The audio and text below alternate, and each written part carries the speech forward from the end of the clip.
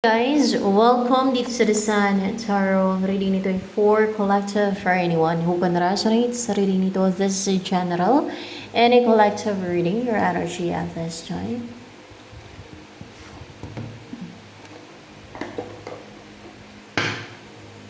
Love can touch us one time and last for a lifetime and never let go till we're gone.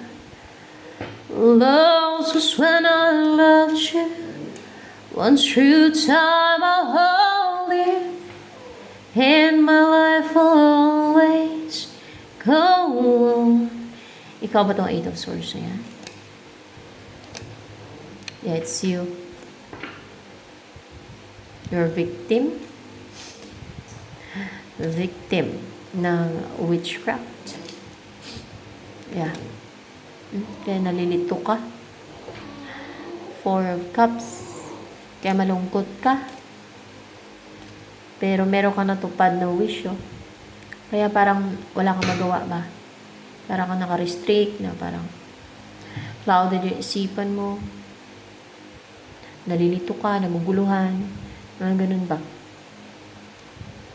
Nahirapan magdesisyon, parang hindi mo alam kung ano yung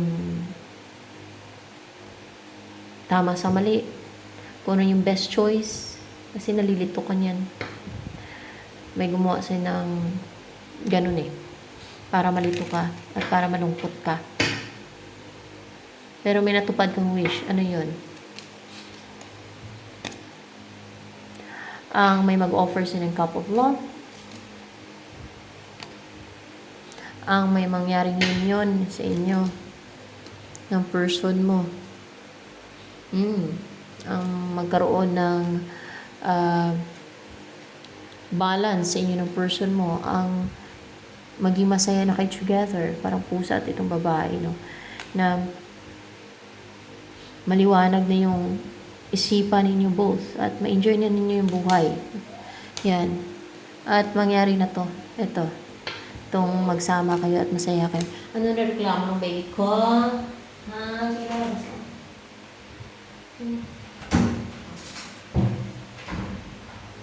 Nag-iyak siya. At may mag-umpisa na kayo na magsama sa isang bahay o sa property ng person mo o property mo man o sa ipundar ninyong property. At mawala na itong mga kontrabida na to, mga witches siguro yan. Mga witches to. Mga witches. Mga witches na mga deceitful, oh. Kampo ng kadiliman. Mga deceitful. Mga kampo ng kadiliman yan. At alam na kung saan mapupunta yan. Impyerno yan. Impyerno mapunta itong mga witches na. Hindi. Saan? Sa base? Sa abyss? Sa abyss sila nakatakda. Nakatakda tuloy. Doon sila nakaset na ilagay sa abyss. Nakaset ba ang tawag doon? Pwede. O kaya ay pahalang Doon sila nakatadhana na ilagay sa abyss. Doon na sila nakatadhana na ilagay sa abyss. Nakatadhana na yun sa kanila. Na ilagay sa abyss. Kumbaga, kapalaran nila ilagay sila sa abyss. Hindi dahil sa kapalaran, kundi dahil sa consequence. Hatol yan sa kanila. Dahil sa kanilang pagiging evil, deceitful. Dahil sa ginagawa nilang mga witchcraft. And tuwa sila pero afterlife ay dusa forever sa abyss. It's a place of extreme suffering doon sa abyss. Extreme suffering. Yeah, it's extreme suffering. Meron pa extreme tormentation, di ba? Extreme tormentation dun sa abyss. Mas malala yan kaysa sa impyerno. Kasi malala naman talaga yung nila kasalanan At mga sukdulan sa kasamaan yan, yung mga nagawa ng mga yan. Kaya nga, sa abyss sila ilalagay. So yan. Sino nag-guide dito ngayon? Si Angel Sitael? Hindi. Sino nag-guide dito ngayon?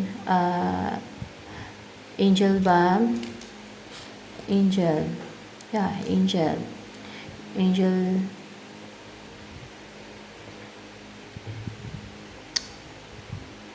Kala ko sa angel sa tayo. Well, ano pa? Basta angel Message ng angel for you. Knight of Pentacles. May paparating na offer, para mabagal lang talaga. Mabagal, pero seryoso at may commitment. Magkukumit to. Magiging masarap na yung buhay mo. Magiging maganda na yung buhay mo. There is a union na mangyayari. Yan na yun, no? Maging positive na yung buhay mo. Maging inspired ka na. Maging maganda na yung buhay mo. Itong mga witches na to, tuwang-tuwa sa mga pinagagawa nila. Mga foolish. Mga ngalba. Sa mga pinagagawa nila, akala na forever silang masaya, no? At alam mo yung nahadlangan nila yung happiness na para sa iyo, na mga blessings na paparating sa iyo. Pero may hangganan nga yan. At forever sila magdusa sa abyss. Hindi lang magdusa. Extreme suffering, extreme tormentation, ang danasin nila dun sa abyss. At nakatadhana na talaga sila na mapunta dun sa abyss. It's because of their evil doings. Sukdulan kasi sila sa kasamaan at kaivilan, kaya sa abyss sila ilalagay. Ano akala ng mga witches na yan? Ito, mga to, na gumagawa ng deceit and scheme sa'yo. Ano akala nila? Sa langit sila mapupunta? Baka yun ang kanilang expectation? Hindi. Anong iniisip nila? Mapatawad pa sila sa mga ginawa nila? Yun ang iniisip nila. Kawaan pa sila. Pag nagmakaawa sila, mapatawad pa sila. Doon na sila nakatadhana na mapunta sa abyss. Akala nila yun. Yun ang akala nila.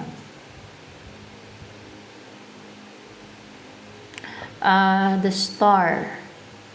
Sign of Pentacles. Yun ang akala nila. Sabihin siguro nila, tsaka magbago pagka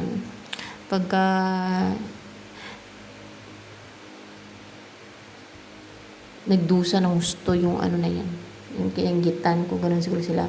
O kaya, pag tumanda, nakauugod-ugod na ako, tsaka magbago. Nangingi ng kapatawaran. Yun pala yung napatakda na sila. Nakatadhana na sa abyss ang kaluluwa nila.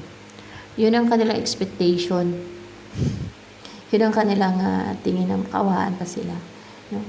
Magkaroon pa ng empathy yung Diyos sa kanila, sa kabila ng kanilang mga matinding nagawa. Ayun ang akala nila. Pero nakatadhana na sila mapunta sa abyss. Ayan. Abyss. The Star. Magiging prosperous ang buhay mo at magiging kompleto.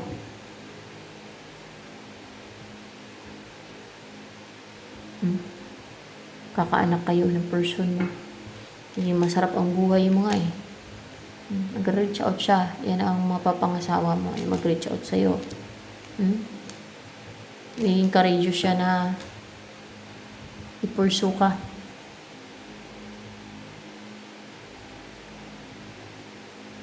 Upright ba to?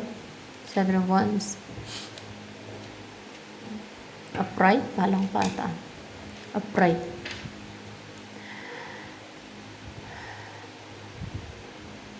Tinatakot siya. Para ma-delay. Nito, mga to. May ginagawa silang trick scheme. Para ma-delay. Ano pa? Kaya na-delay. Kasi tinatakot siya. Pero magtatagumpayan, guys. Upright ba itong the Tower? Nagtatagumpay na. May ma-destroy? May ma-destroy ata Upright ba to? Pwedeng may ma-destroy. Pwede may ma-destroy, no? Itong mga witches, yan na ma-destroy. Yan na yan sila, ma-destroy na yan sila. Yan. Tuwan-tuwa sila. Dapat nga, hatulan na yan sila eh. So, ako yan, hatulan ko na yung mga yan kasi wala naman. Dapat hatulan na yan sila. Hindi na dapat patagalin pa kasi foolish talaga yung mga yan. At, manalot lang yan sila. Hindi talaga matitino yung kanilang pinagagawa. Tuwan-tuwa pa yan sila. Kaya dapat hatulan na yan. Dapat nila ilagay na sila sa abyss. Yan ko ba? Bakit pinatagal? Bakit pinatagal? May nakatakdang panahon. May nakalaan na panahon kung kailan sila ilagay sa abyss. Yung witches na yan. Meron palang nakatakdang panahon, no? Mga witches talaga, mga kontrabida talaga. Pero nakatadhana na yan na doon sila ilagay sa abyss. Pero may panahon lang, no? Na parang may palugit, parang ganun. Parang may nakatadhanang panahon na kung kailan sila ilagay na doon sa abyss. Yan.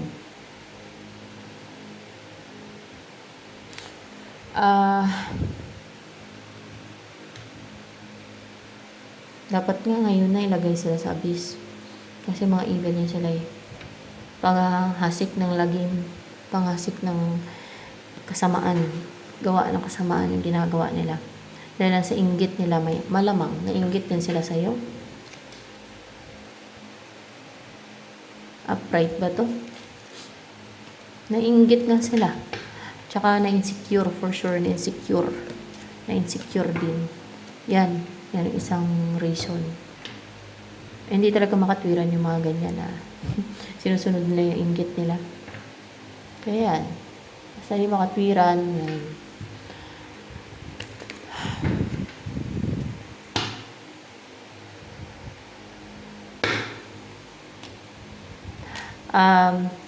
Ano yung message ng angels for you? Admit your true feelings to yourself. Be honest with yourself. Only you know what it is that you truly desire. Aminin mo yung totoo mong feelings sa sarili mo. Maging honest ka sa sarili mo. Only you know. Ikaw lang nakakalam kung ano talaga yung totoo mong dinidesire. So, yan. Ano pa ang about sa'yo? Upright na yung death card na yan. What's with the death card here? About sa'yo? Para hindi ka balance ngayon. Kasi pinipisti ka nitong mga to. O parang hindi ka ganun ka-attractive kasi may ginawa nga sila sa'yo at naka-restrict ka pa nga eh. Ayun, parang nag-juggling ka, nalito ka pati. Ganun ang nangyari sa'yo. O na-stagnant ka pati ngayon. Yan ang nangyari sa'yo dahil sa ginawa ng mga yan. Kaya ako lang, gusto ko sana, no, ilagay na sa abyss. Kaso lang, may nakatadhanang panahon, no. Parang nakatadhana sila sa, may panahon na ilagay na sila doon sa abyss. Pero nakatadhana na yun sila, ilagay sila sa abyss. Bakit sila ilagay sa abyss? Sinabi ko na yun kanina guys, na sukdulan yung kasamaan ng mga taong nilalagay sa abyss. Sukdulan yung mga nagawa nilang kasalanan dito sa mundong to. So, ano pa? 5 of Swords, 9 of Swords in reverse. Wala na din yung pag-overthink mo, yung nalilito ka, yung parang na-stress ka, naturito yung utak mo. Wala na yung mga na-challenge sa yung mga superior na yan sa buhay mo na gustong dominahin yung utak mo ba? Hindi na yan sila makapag-take na action pa guys.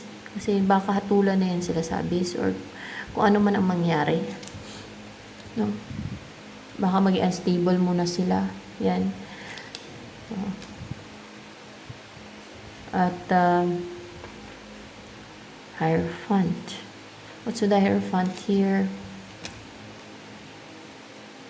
May magre-risk eh. Ayan na yung siguro guys. Kung kaya si person mo ba tong Hierophant na to? Ayan na yun. Si person mo maging loving, emotional, affectionate siya sa'yo. At magre-raise siya, no? Dahil mahal ka niya o maramdaman niya na mahal ka niya talaga, kaya magre-raise siya. At magkakaroon ng balance sa inyo or maybe marriage na, no? Nine of Wands.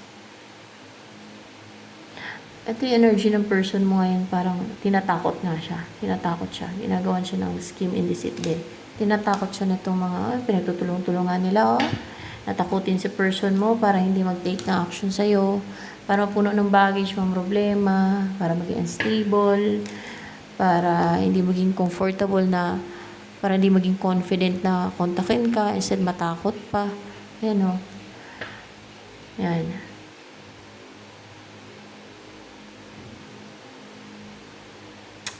Ginagawa nila ng spiritual.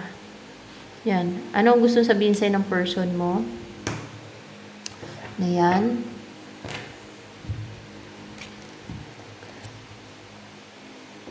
Three of Pentacles. Gusto niyo magtulungan kayo? Gusto niyo makapag-usap sa'yo? Ganon ba? Kasi gusto niya mapangasawa ka. Yan. Gusto niya kasi mapangasawa ka. Kasi nasasaktan siya dahil wala ka sa buhay niyan. Kasi hindi ka pa niya asawa. Gusto niya kasi mapangasawa ka. Oh. Kaya siya nasasaktan kasi walang movement sa inyo eh. Hindi siya makakilos, hindi siya makagalaw kasi may nananakot sa kanya. Unstable siya.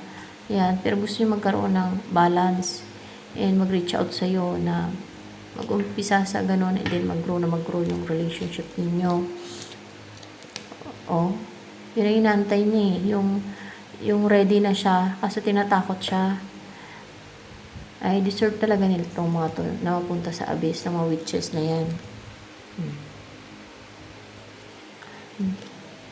Pero mawala din yan, yung anxiety na kinos nila dyan o yung ginawa nila sa person mo. Makarecover din yung person mo dyan sa fear, anxiety. Anxiety, parang binigyan nila ng anxiety yung person mo. Nanonood ba yan dito yung mga witches na yan sa channel ko dito? Ay, nanonood sila. Nanonood sila dito. Kaya pala minsan may nagre-report ng video ko, guys. Kasi tinatamaan siguro yun sila, guys. Nasabay sa YouTube kasi to eh. Kahit sino pwede manood kasi sa YouTube, no? Pero, yun nga lang, kaya mapunta sila sa abyss. Akala nila joke, yung mahatulan yung kaluluwa ng mga witches. Akala nila joke. O, akala nila joke daw. Yung ganun. Akala nila pananakot lang. Akala nila joke. Well, yun ang paniwalaan nila. Dahil nakatadhana na din naman yung kanilang soul na mapunta sa abyss. Akala nila joke daw.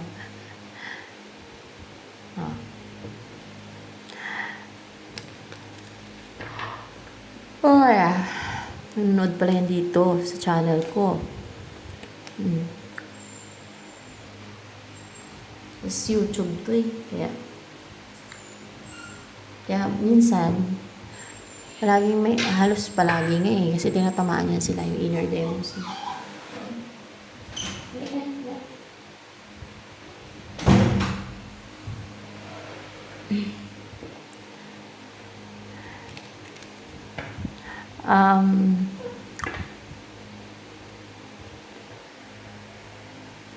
Ngayon ang tawa nila, forever ang dusa nila. Extreme pang pagdurusa, sabis. Dapat nga ngayon na yan sila tulan para experience na nila yung abyss. So ano pa? Kaso may nakatadana na panahon na ilagay sila dun. The Chariot. So the Chariot here.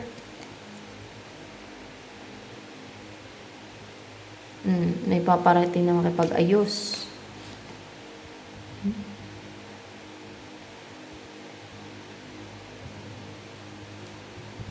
Eight of Pentacles. Upright ba ito? Eight of Pentacles. Mag-effort continuously.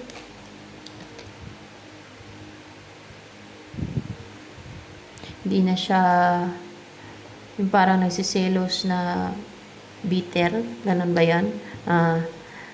Kaya willing na siya mag-invest sa'yo. Sino ba yun? Itong person mo na to? Na magre-risk sa'yo? Yan ba yun? Siya na yun. Siya na yan. Pero actually, tinatakot siya eh. Pero, mas bakit? Tibayan lang ng loob. No? Kailangan maging matapang lang talaga siya. Ganun. Yan. At may mga ganyan kasi talaga dito sa mundo ito. At madami kasi evil lalo sa panahon ngayon. Dahil, nasa end of times kasi ito. So, yan. Ano ang, by the way, kasi nanonood dito, ano yung sinasabi ng mga to na ako daw mapunta sa impyerno? Yan ang sinasabi ng mga witches na yun. Ako daw mapunta sa impyerno. Kasi mabaluktot din sila eh. Paano ako mapunta sa impyerno? Kasi nanonood din sila dito. Kay Queen Mother man ako ng langit dahil mismo sa vision ko, sinabi ni Jesus Christ at ang God na Queen Mother ko ng langit bago pa ako naging tao. Kaya nga may mission ako, may nakatadhana, may nakatakda sa akin. Yun ang purpose kung bakit nandito ako, dahil sa nakatakda sa akin at dahil sa mission ko. So, congratulations at mapunta ang inyong soul, mga witches, itong witches na yan, sa impyerno, no?